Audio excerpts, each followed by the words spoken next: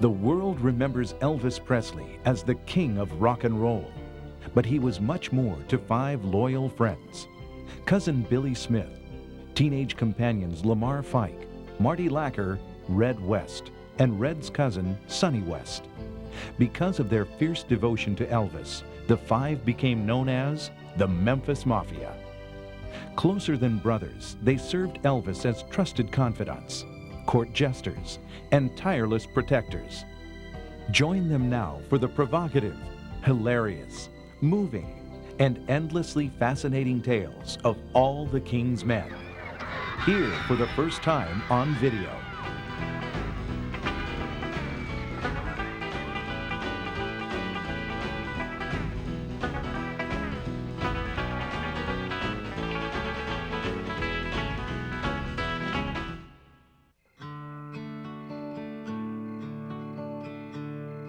It was an ordinary morning in the Deep South.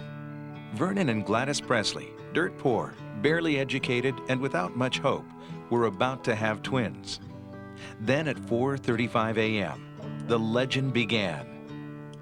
As Elvis told it, it was a very unusual morning. It was this purple haze and this nice blue ring around the moon and all this kind of stuff. And yeah, so it couldn't have been a normal birth, you know. Oh, Vernon told him, too, that he was special because Elvis said that Vernon told him that when Elvis was conceived, Vernon blacked out. Jesse was the first one born, and of course he was born still dead, you know, and they brought him on out from behind. They had the sheet hung up because it lived in just a one huge room house is all it was, and they had him laid out on the table and all. Of course, Elvis was born, you know, just a few minutes later.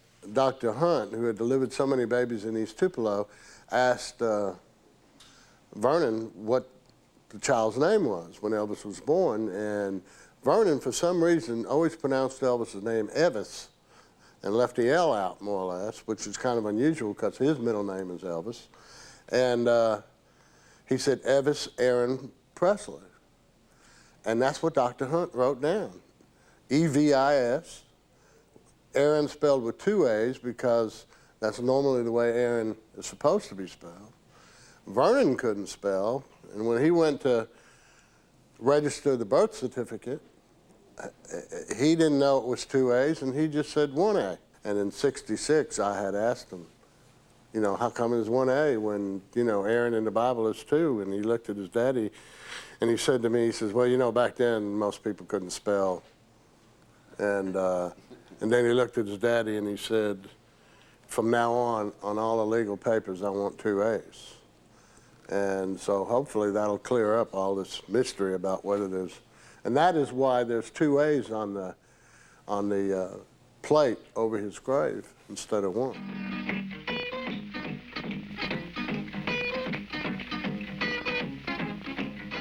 In the pre-war depression-suffering South, blues and gospel were harvested.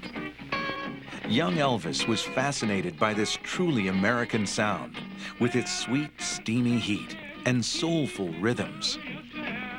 He loved it from his earliest days, taking it in and spinning it out in an interpretive style that became his own. It's a little place in Tupelo called Shake Rag, which we lived in a place called Satella. And you had to go by Shake Rag in order to get home. And a lot of times, if you go to town, you walk back, you know, or you drove. But most of the time, you walk because it was a short distance. And a lot of times, Elvis would want to stop and listen because it would be like at night, and you'd hear these blacks that would be singing, you know, different things, blues, gospel.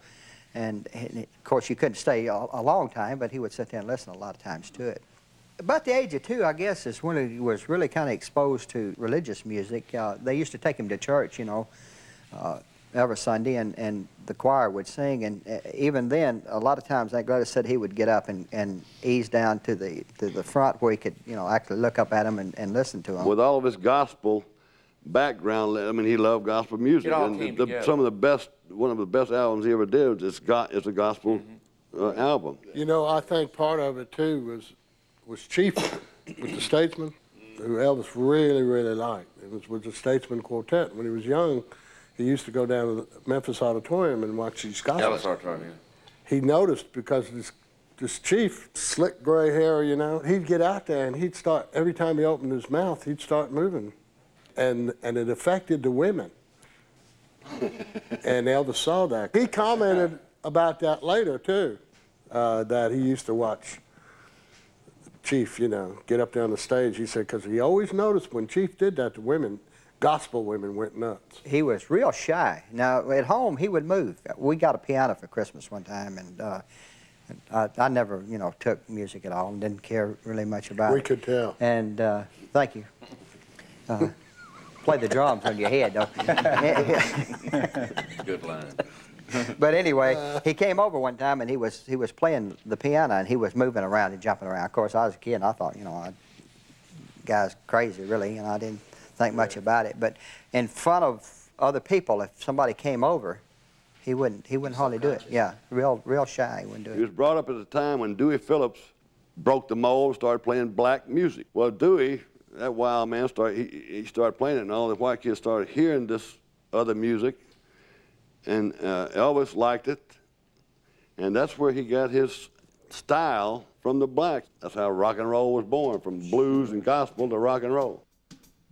His passion for performing ignited high school audiences, giving Elvis an appetite for the spotlight. After he recorded a demo at Sun Records, an assistant convinced owner Sam Phillips to formally audition the promising young talent. In a test session, Elvis was teamed with 2 local musicians. The result was Elvis's first hit, That's All Right. Sam Phillips introduced me to him in '54, and I had met him, and you know, of course, I thought he was one of the strangest looking guys I'd ever seen in my life. And I thought he did swing from a tree. Right after that, I was going downtown to see a show at the Malco Theater, and I had my car radio on, and it played, and so I stopped by the station. And Dewey was, because I had known Dewey, and went up there, and that's the first time I'd heard it. I said, you know, this is the guy that Sam Phillips introduced me to. He said, yeah, it's the same one. And it was just so different. The song was just, everything that was out, because back then it was Tony Bennett and Sinatra, and, you know, it was just so different. I couldn't believe it. I said, this thing's stronger than Tarzan's armpits, you know? We were listening to Dewey Phillips, as all the kids did, you know, back then. And he starts talking about, I got this boy here from Memphis, and he's brand new, and this record is going to be a hit, going to be a smash hit. And Dewey used to talk real fast, you know, and we both looking at each other because he says his boy from Humes High School. We couldn't figure out who it was. He didn't even mention his name at first. He plays the record, and the record was darn good. The record's over, and he says, Elvis Presley. And both Monty and I, who had gone to Humes, looked at each other like, I mean, we couldn't believe it.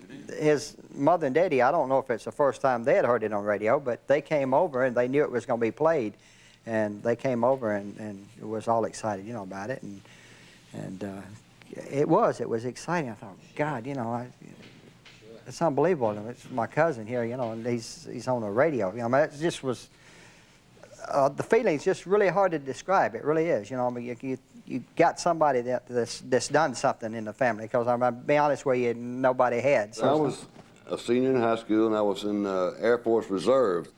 I was in the barracks, somebody had the radio on, and I heard, That's All Right, Mama. And I thought the voice sounded familiar, and then at the end it said Elvis Presley. And I remember I was just kind of shocked, you know. Yeah. That was a big deal. Somebody you knew at school had a record on the radio, you know, that was everybody's dream. And I'll never forget it. I just stood there and I don't believe this. yeah. Well, I saw him the first time at Tech High School at the campus at lunchtime when he came over there just by himself, and he sang some of his songs, and no idea of what he was going to do. And then I went on into the Air Force, and the next thing I know, it's 1956 or 57, and he's on tour, and I've been playing his record. My favorite one at the time was I Was the One. I played that thing over and over. I got in fights over that. Back then, you had to play, you got 3 plays or something for a quarter, and you couldn't punch them in one right after the other. You had to wait till it finished playing, and then you punch it again. Otherwise, it would just play it one time. So I'd stand there, and I wouldn't let anyone get in that jukebox till I had heard my I Was the One 3 straight times. When I first went on the road with him, he came to Humes one day in that green coupe Lincoln. I was getting on the bus, just with my football uniform on. We were getting ready to go to Bartlett to play a scrimmage game there. He pulled up behind, got out, he was going into school, you know, his hit record was going good, and he just wanted to come back and visit everybody. Yeah, exactly. He was. Exactly. That's what he was doing. And I was He just was getting, proud. I was just getting on the bus, and I said, "Hey, Elvis," and he read. He walked over. We started talking. I said, "You know, I'm going out to play football," and he said, "Well, how would you like to, I'm doing a show down in Grenada or somewhere, you know, just around Memphis, and how'd you like to go with me?" I said, "Hey, that's great." So I started traveling with him, and to little places like Grenada, and then a little later on down to the Louisiana hayride. This is when another trend started, the bodyguard bit, I guess. Just he and I, he had done the show in Grenada. We got stuck going in there first. We got stuck, it was raining. And we tried to get the car out, and he got mud on the seat of his pants. And this was what he's going to wear on stage. It was a new car. He just got the Crown Victoria. Is that it? Yeah. And he was kind of being easy with it. You know, he didn't want to mess it up. I said, "Let me in there, I'll get this." So I put it in reverse and forward, and I got it out. And I didn't hurt it, but he was outside and it slung mud on him. So we got in the car, he went down, did the show, we met two girls. After the show, we went over to their apartment. Nothing outrageous, you know, sit around talking. Then we went to this little gas station restaurant right in the middle of Grenada. It's about the only thing that was there then. And we're over in the corner. We'd ordered cheeseburgers or whatever, and these two rednecks walk in. I'll never forget this. This little jerk walked in and said, "There's the son of bitches." Walked over and sat down at the counter, and I said, "What the hell is he talking about?" And he saw this mud on the seat of Elvis's pants. After saying a few derogatory remarks, I'm sitting there listening to this stuff, trying to let it slide. But then he said, "Look at him. He's shitting in his pants. He's so scared." And I said, "That's it, Elvis." No. I said, "That's it." I walked over. This little guy sitting at one of those little spinning stools. The other guy was standing here. And I said, "Man, something bothering you?" He said, "Yeah, you and your freaking friend over here bothering me. I got something here in my pocket to take care of both of it." Well, he reached in his pocket, and I hit him, and he spun around off that stool right on the floor. And I got on top of him, hit him a couple times, and then I felt something grab me here, and I just automatically spun around and caught the other guy right on the chin, and his head hit right between Elvis's feet. And that was it. Oh, man. My first reaction, let's get the hell out of here. Cops coming, we're going to jail and all that. See through the glass, Elvis didn't explain to these guys. And these guys. When another instance, Elvis and Scotty Bill was up there playing, and a fight broke out. Somebody stepped on one of Scotty's, somebody's guitar, and just went right through it. So they started picking, the hell, in the middle of the show, they started picking things up. The show was over. The fight was going. I mean, they were fighting all over the place. So I'm trying to get Elvis through the crowd, out to the parking lot. These little girls, "Can we have your autograph?" And Elvis said, "Yeah." You know, his fists were flying everywhere. We got out to the car, and I'm trying to get him in, man. And I'm looking, I'll never forget this. I'm looking at a car over here with 3 or 4 guys pulled this guy out with a beer bottle. They just systematically just pounded him into the dirt. And these fists were flying all around us, you know, and I finally got him in the car, and these little girls kept wanting these autographs. You know, the hell with the fight. Elvis was a hit. His record was getting major local airplay. His personal appearances with Scotty Moore and Bill Black were the hottest attraction around. Talent promoter Tom Parker realized Elvis's potential and bought his contract from Sam Phillips for a fast $35,000. The colonel told the family, you know, that he would take him, and within a year's time, he would be, you know, this big star. And he said, "I'll promise you, within a year and a half, he'll be a millionaire." And he lived up to that. So it really it bonded, you know, heavy with Elvis and Colonel and of course Vernon and Colonel, naturally. You know. But as far as Aunt Gladys, she was quite content, pretty much like it was. But you know, she didn't want to hold Elvis back, and she would, like I say, she praised everything he done, so she naturally went along with it. She was a smart woman. Yeah, and she never was comfortable with him. That's right. Elvis was so non-confrontational.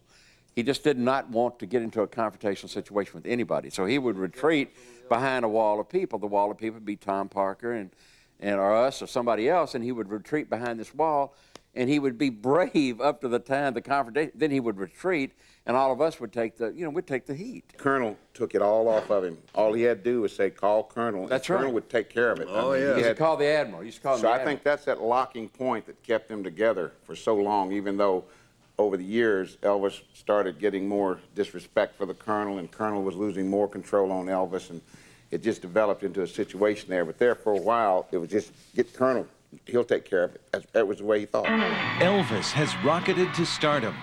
His concerts are sellouts. But fame brought controversy. He is accused of inciting riots and destroying the morals of American teens. His sexually charged performances are frightening parents and authorities as well. This rock and roll rhythm is filled with dynamite, and we don't want the dynamite to go off in the Roosevelt Stadium in Jersey City. Elvis was unstoppable. His raw, powerful magnetism was driving his fans wild. It was a tour that we did up to the Northwest. It was Seattle and Tacoma and Portland and Vancouver. What happened was that they had Elvis down at the end of a football field, and it was on a flatbedded trailer, and they had this enormous steel fence with these spikes. The fans, it was about, I think it was about 15, 20,000, and they all could not get past that fence, and all of a sudden, they broke out and knocked the fence down. One girl had it gouged in her leg, and they all hit that football field at once, and they came toward that flatbedded truck, and Elvis was right at the edge.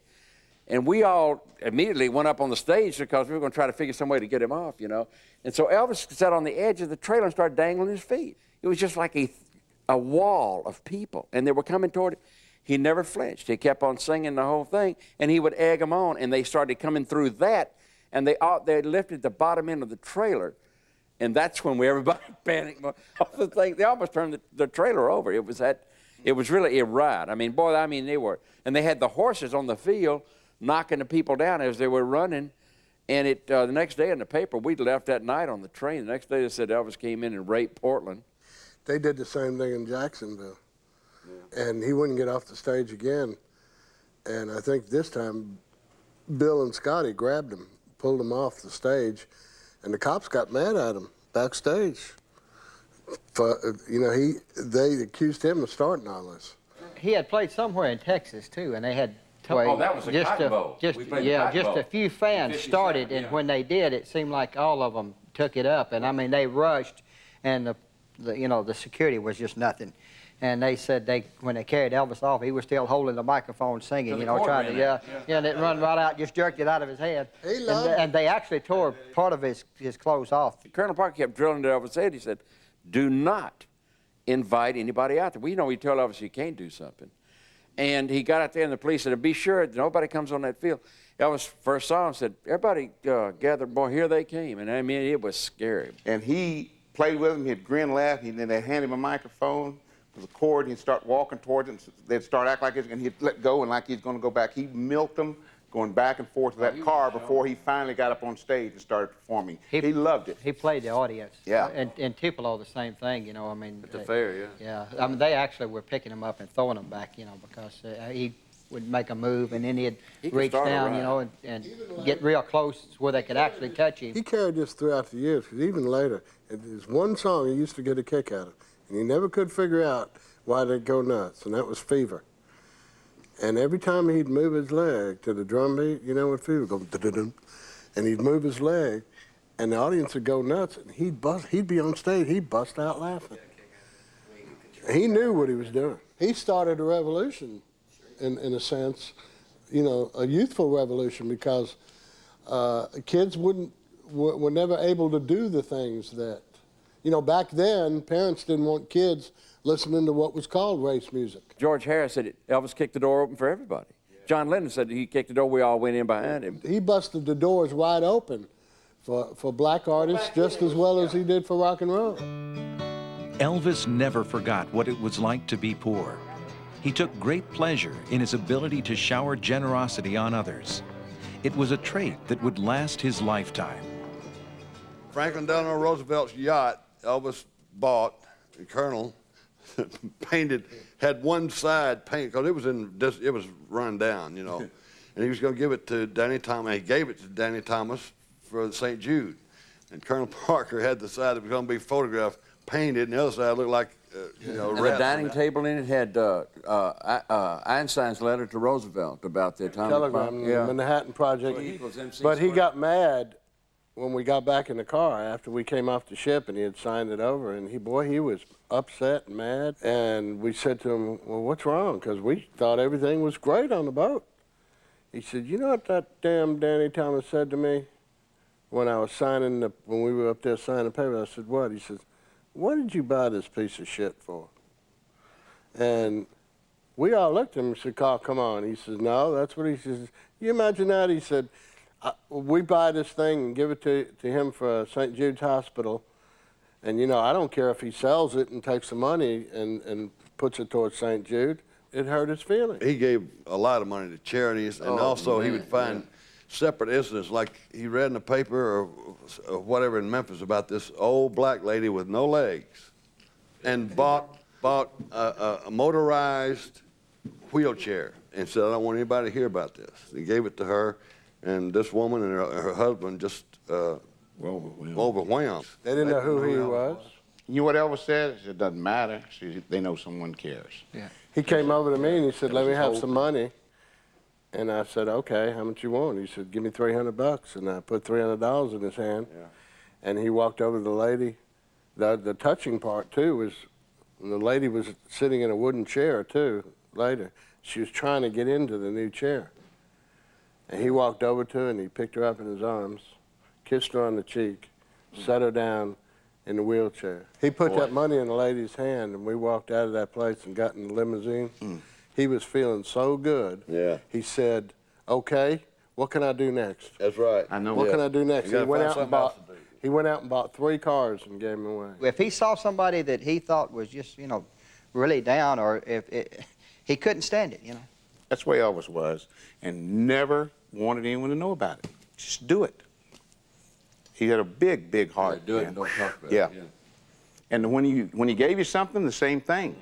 Once your initial reaction is over, don't come back up to him later thanking him again. The one time, the shock, the excitement he sees on your face, and you thank him, that's his moment. After that, just enjoy it. Yeah, just enjoy it. That one moment.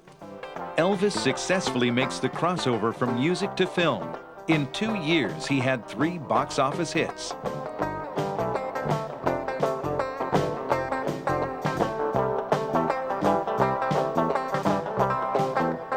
His television appearances would be marked with controversy and personal embarrassment. All the fame and money would not prepare him for the series of events that would change him forever. He came upstairs, and I was in the bedroom because we were about been talking, and he came upstairs and he sang an old blues song. And I said, "What are you talking about?" And he handed this thing to me, and he said, "I got drafted." I said, "You're serious?" He said, "Yeah." And I read it, and I said, "I guess you are." He went to Fort Chaffee first, and then from Fort Chaffee he went to Fort Hood. But he just didn't want to go, and his mother didn't want him to go to Germany. She was more concerned about his safety. It was like, that's why she'd wake up in the middle of the night in these cold sweats, you know, because she thought something was going on. And I remember she'd always go out in the hall, and Elvis would come down the steps, and he had a way of petting her on the back all the time, and he'd talk baby talk with her, you know. Their connection probably, I don't believe I've ever seen anything before or since, as tight as they were. It was, I'm talking, boy, like, you know, like adhesive tape. It was His just nickname for her, you know, was Satin. satinin, yeah. Which fattening baby Well, talk. she was heavy, and it's, you know, it's a short Baby talk for baby fattening. type, right, Yeah. for fattening. You know. When she worried, she drank more. That family has a history of it. I mean, my father's in that family, and he did, and his brothers and all that, you know. And it brought that on, and by that, her drinking more, naturally, you know, it got to some of the pill taking to lose weight, and two, not realizing, you know, when drinking and you're mixing this together, that's just not good, you know. And she already had liver disease, too. Yeah, she had cirrhosis of liver. She had it, my father had it, and Elvis had it. I mean, it run a whole lot in this family. She actually got sick while he was in Fort Hood doing his basic training, and Lamar was down there during that time. And they finally talked him into sending her back. And her and Vernon came back, and she immediately went right into the hospital. And And of course, Elvis wanted to leave, you know, and he finally got it, and he came home. And of course, we went up to see her, and she was telling me, son, I'll be all right, you know, and everything, just going. He said, well, I was going to go to the movie. He said, but after I get out of the movie, he said, I'll come back up here and see you and all. And she said, no. I said, that's okay. He said, you just go on home and get some rest, and you can come back, you know, tomorrow and see me. Well, that night, he wanted me to stay up there with him. Everybody else had pretty much gone. I think Lamar was still there and had gone to take somebody home. Take those girls home. And so I was in the room with him. It was somewhere around 2 or 3 o'clock in the morning. The phone kept ringing downstairs. He had a private number upstairs, so it kept ringing downstairs, and he just sat straight up, and he said, you might ought to answer that. So I got up, and of course, you know, I'm only 14 years of age, you know, at that time, so I run downstairs and I get it, and it's Vernon on the phone, and he says, you need to tell Elvis, and that's as far as he got, you know, and he was, by this time, I could hear him in the background, and, you know, he was sobbing, and the nurse took the phone, and she said, you need to tell Mr. Presley that his mother's taking a turn for the worse and needs to get up here. So I went back up, and I knew not to, you know, even at that age, I knew not to panic him too much. So I went up, I told him, I said, look, I said, the nurse called and said, you know, you need to come up there because your mama's gotten a little sicker. And in my mind, I pretty much already knew, you know, just from what I'd heard over the phone. So we immediately, man, he just threw some shoes on, no socks, a shirt, and we ran downstairs, and we jumped in the Lincoln Mark II that he had, and off we went, boy. And I mean, he didn't waste time. He didn't stop for red lights or anything else. And when he pulled in, he didn't even throw it in gear. He just jumped out. He applied the brakes enough that when he hit that little stop, that it stopped the car. But we never slowed up. And I finally went back and put it in park. And when he got upstairs, all he had to do is he made around the nurse's desk, and there was a long corridor. And when he made that turn, his daddy was standing outside, and that was it. You know, when they saw each other, he knew. I mean, he immediately knew. And of course, they just ran to each other and embraced each other. Boy, that was one of the most pitiful things you'll ever see. First, I got the call in the morning about Gladys. Out, and the phone rang again. It was my brother, and he said, Daddy is in bad shape. So I was still in the Marine Corps. I had like a couple of weeks left. So I went back to my commanding officer and told him that, and he got me a flight. But when I got there, it was too late. My dad had died before I could get there. I was there because it was my uncle. In fact, one of my favorite, if not my favorite uncle. So when I was there in 1958, I was sitting there next to my dad. And all of a sudden, I hear a noise behind me, and I look back, and here in the family section, there's a door back there, and here comes Elvis and Lamar. And Red was up there near his dad's casket, and Elvis just started stumbling towards him, crying and sobbing and telling him, man, Red, my mom was just there. That's what's ironic, that they died the same day. They had the services in the same funeral home, in the same stateroom, one day apart. And that's what Elvis was telling Red. He said, my mom was there yesterday, Red, I know how you feel. And they hugged each other, and they walked up there and looked, and I tell you what, it was emotional, boy. I mean, everybody was caught up in it. It was just raw emotion. And he just told Red, he said, Red, anything I can do, man, let me know, okay? And they hugged, and then Elvis and them left. I tell you, I've never seen him like that. It was a thing the two of them shared. That was there again. There was just another bonding. From the high school, now he's bonded this way, and it's just something there, man. I don't know, but it was just something there that these two were meant to be together. Just 1 month after the heartbreaking death of his mother, Elvis was sent to Germany.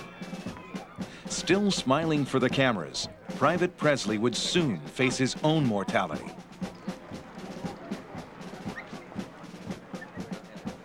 Elvis was a scout. They were the first to go out, and they would go up. They got killed first. Yeah, their life expectancy was very short in a real shooting war. So he and the sergeants in a Jeep up on the border, and they watching the Russians on one side, whatever. It was freezing cold. So he and this sergeant. He had bought a tank heater. Elvis had bought a tank heater to put in the Jeep. Go ahead. No, go, no, you, No, yeah, no. But he gave this guy in the motor pool $100 for this tank heater because he knew everybody up there just froze to death in their Jeeps. Well, those things are really enormous, and the guy didn't hook it up right, and the exhaust fumes came through it, and a puff of wind or something blew, and he was asleep, and he was dying is what it was happening.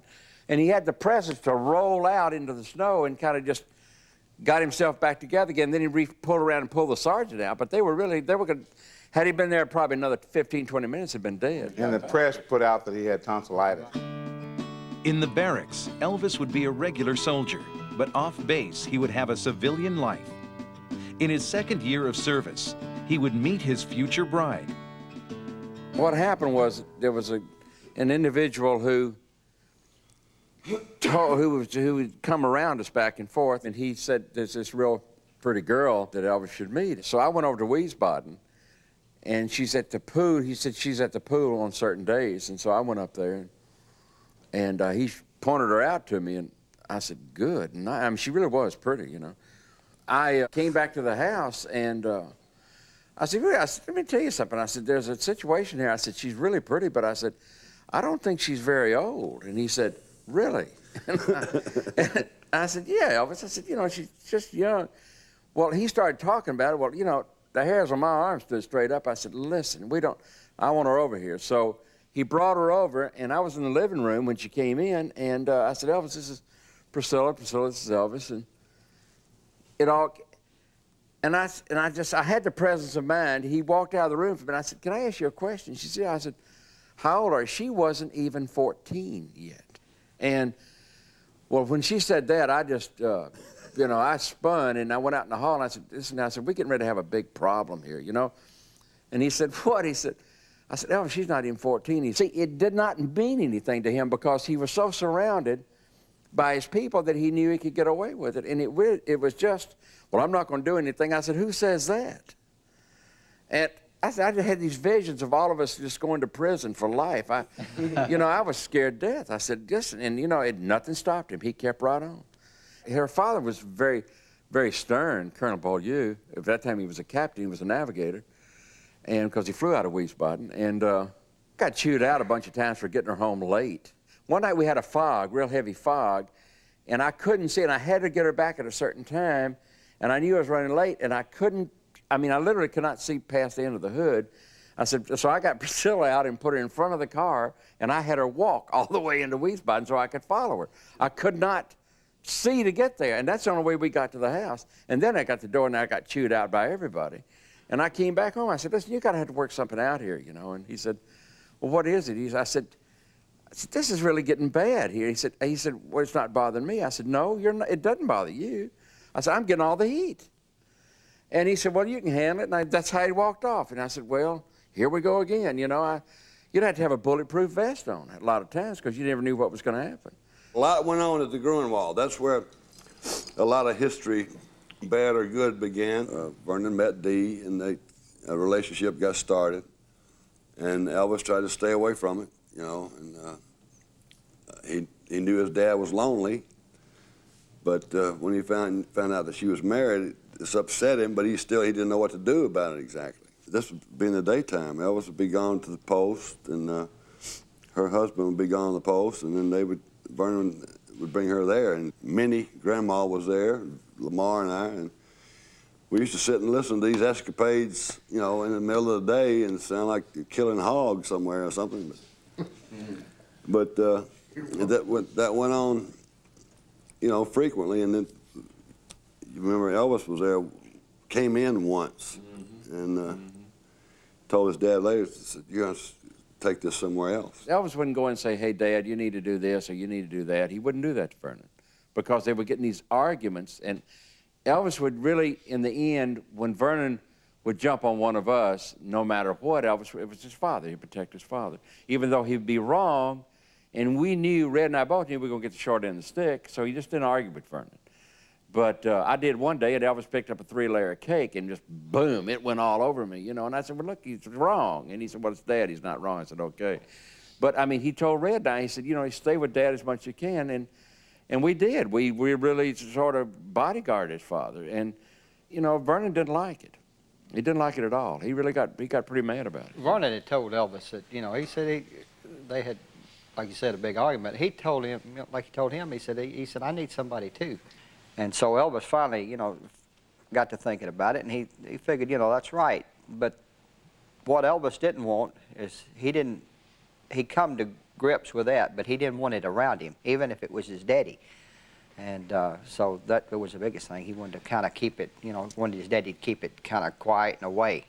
Well, it started actually literally after the funeral. We had to go back to Fort Hood, and we were staying at the mayor's house. We had rented the mayor's house of Fort Hood, and at some exorbitant price. That's when Red came back, and Vernon was fooling around with 2 or 3 different women then, remember? And Elvis had come back from the post, and you or I, either one, would cover for him, you know, and he said, look, he said, you know, he got mad at me one day. He called me in the living room, and he said, you are lying to me. I said, about what? He said, Daddy. And I said, what about him?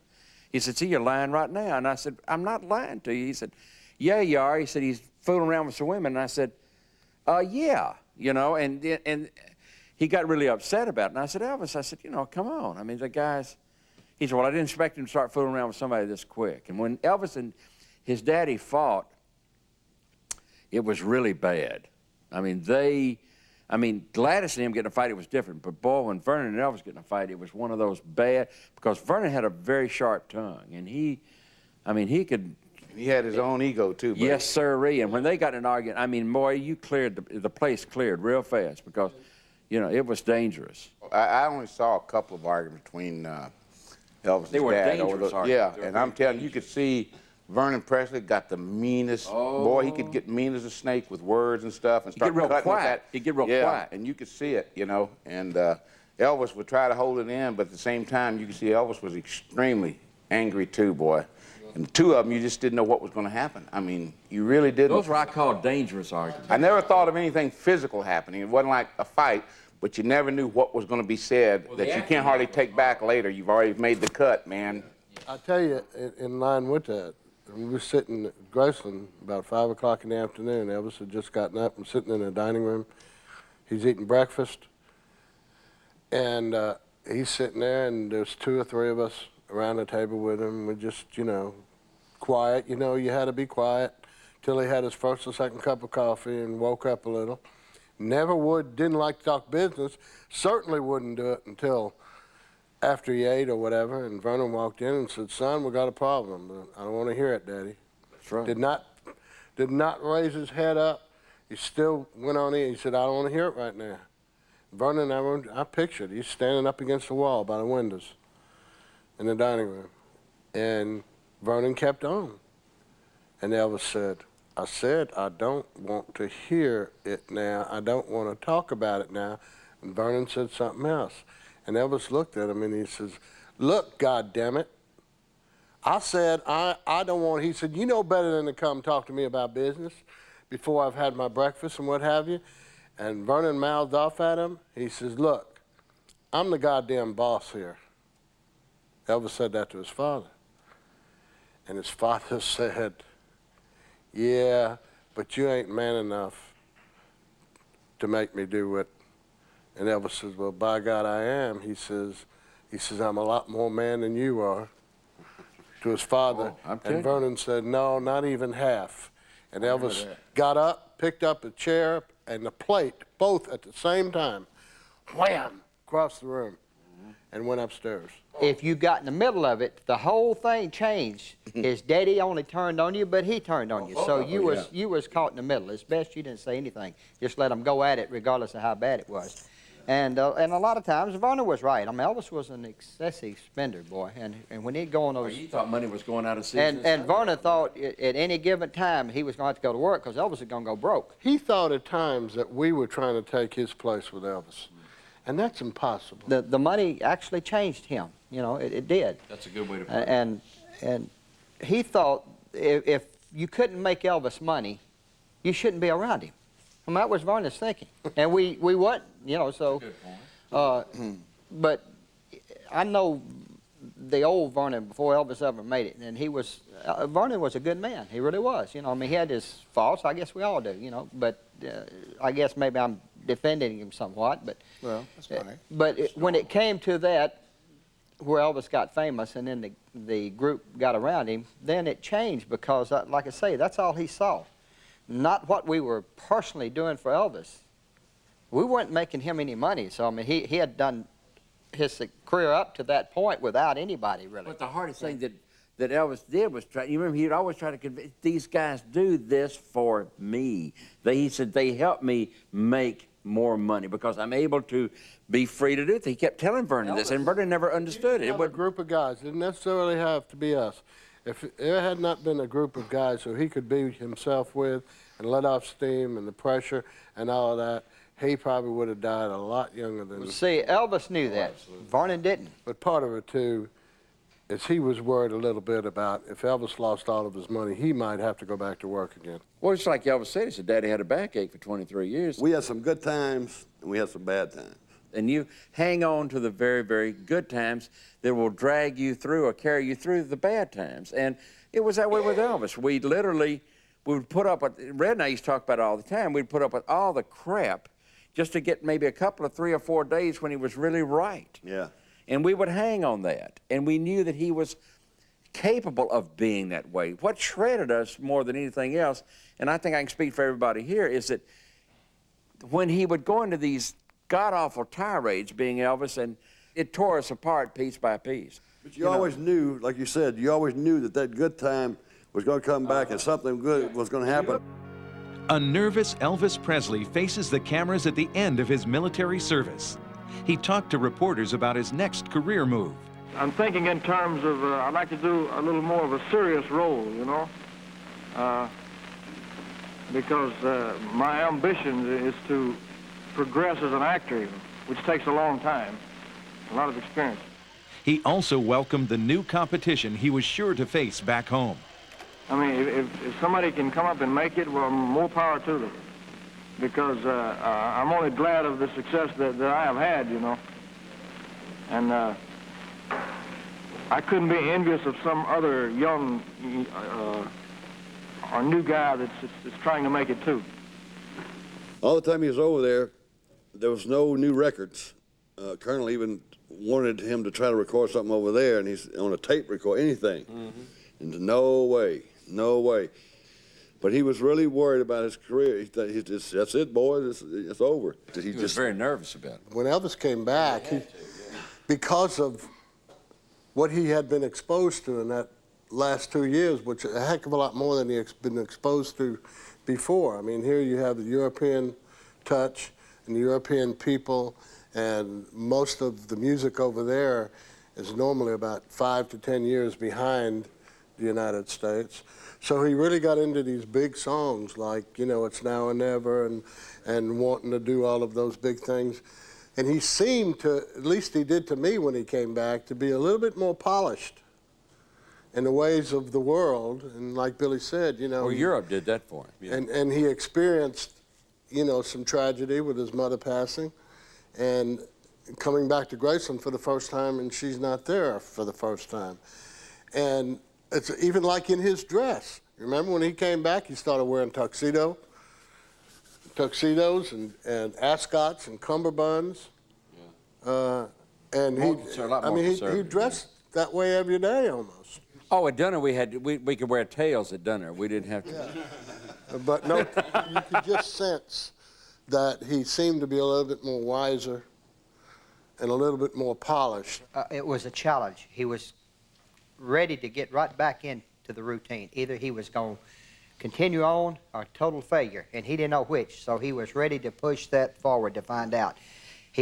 One thing he was going to do was he was going to prove all these people wrong that said before that he couldn't sing. And what happened was Elvis got really secure right there in about the middle of 1960 when he signed a 2-picture deal with Walter Mirisch for $500,000 and a percentage of each picture and $75,000 expense money for each picture. So right then he felt secure. If they're going to offer him $1 million there for that, then he started feeling better. And then of course MGM even topped that deal, which we'll talk about later. But he started feeling more secure in 1960, in the middle of it, after coming back, because things were starting to happen again, and he knew his career was still on high gear, maybe a little bit different direction, but it was in high gear.